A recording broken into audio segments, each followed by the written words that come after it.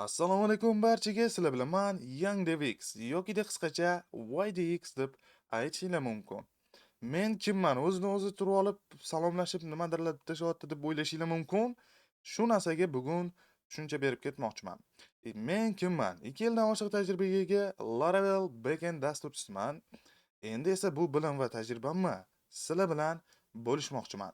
Ya'ni bilamiz, o'zbek zabon YouTube'ida Laravelni o'rgatuvchi videolar juda ham oz.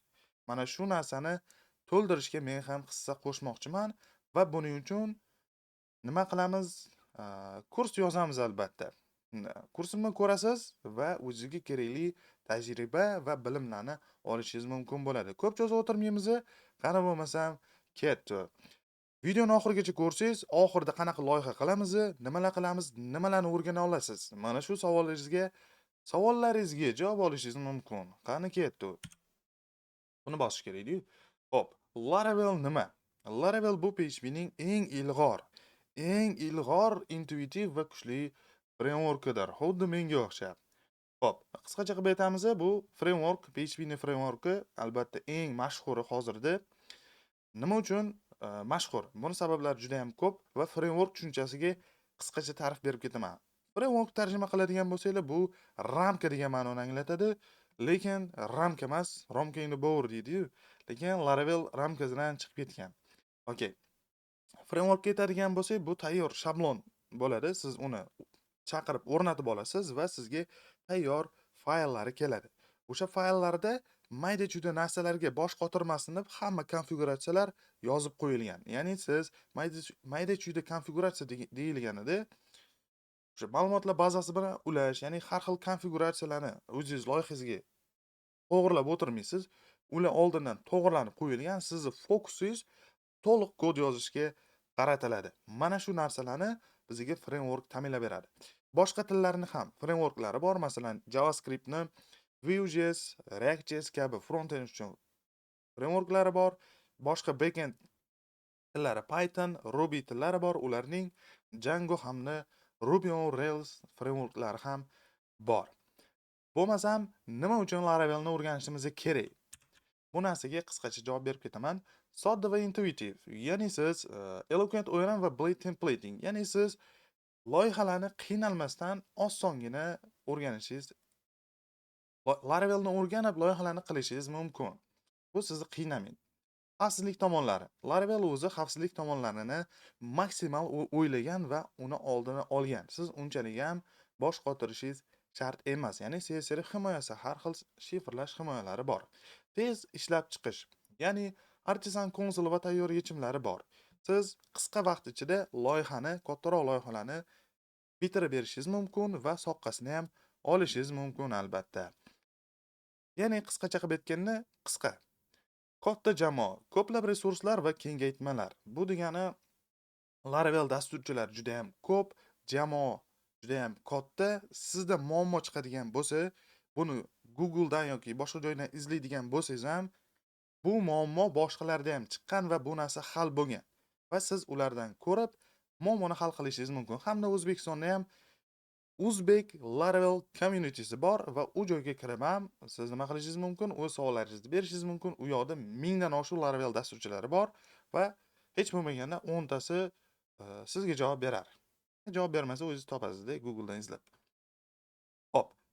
Mana endi qizg'in joyga keldik. Bu kursda nimalarni o'rganamiz? Qisqacha ko'ramiz va loyihani ham ko'rib ketamiz. Bu kursimizda MVC, route, komandlar, schedule, mail, elektron pochta yuborish, ya'ni emailni tasdiqlash deyiladi. Endi xohlaguncha emailga xat yuborishni o'rganamiz. Va background job, asinxron vazifalar uchun database notification bilamiz. Platformada o'zi notifikatsiyalar bo'ladi, ya'ni bildirishnomalar. Mana shu narsalar relationship hamda file uploading. Minimum shu narsalarni o'rganamiz.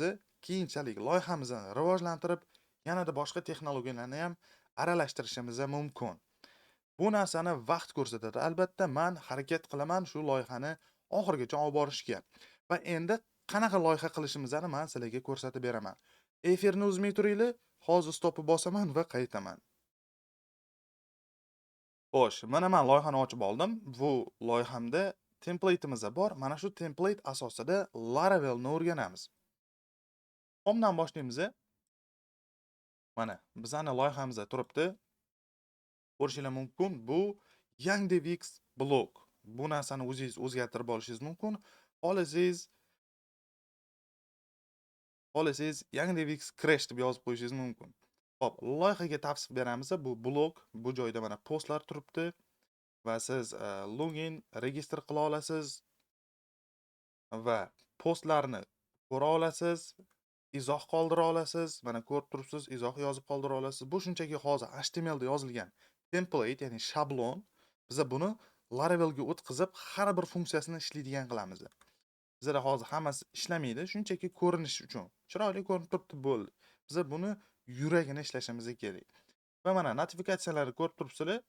Kimdir sizni postingizga izoh qoldiradigan bo'lsa, notification keladi. Shu inson sizni shu postingizga izoh qoldirdi deya bizning platformamizni bizga bildirishnoma yuboradi. Buni ko'rishingiz mumkin. Va siz o'z profilingizni tahrirlashingiz mumkin. Mana ko'rib turibsizlar, bu narsalar yaxshi ishlamayapti, lekin shabloni bor. Mana bu joyda edit profile ga kiradigan bo'lsak, mana edit profile qismi bor. Va bitta postga kiramiz. Mana agar post o'zimizniki bo'ladigan bo'lsa, biz postni nima qila olamiz? Tahrirlay olishimiz mumkin. Bularni ham o'zimiz qilishimiz kerak. Va title buni tahrirlash bor. Va yana bitta narsa, bizani mana bu shablonimizda ham bor, my posts degan. Bu joyda o'zimiz yaratgan postlarimiz bo'ladi. Ya'ni faqat o'zimizniki bo'ladi. Mana bu home qismida yangi 6 tasini chiqazamiz. Mana bu view all postni bosganimizda hamma postlar chiqadi va biz bu postlarni ko'rib o'qishimiz mumkin bo'ladi. Mana shu loyihani 0 dan 100 gacha birgalikda qilamiz. Agar siz oxirigacha borsangiz, aytganimni qilasiz, mana shu loyihani qilasiz va shu loyihani qilish jarayonida prezentatsiyadagi nimalarni o'rganamiz degan texnologiyalar bor edi-ku, o'shalarni birgalikda kashf etib o'rganamiz. Endi to'g'ri, sizlar o'rganasizlar, balki men ham o'rganarman. Ichida nimadir chiqib qolishi mumkin, xatolar chiqadigan bo'lsa, birgalikda hal qilamiz. Qisqasi, shu loyihani qilish orqali Laravelni birgalikda kashf etamiz. Bo'ldi. Bu kirish darsi edi. Sizlar bilan YangDevX yoki qisqacha YDX deb aytishingiz mumkin. O'zbek zabon YouTube'ning yangi vakili YangDevX. Ko'rishguncha.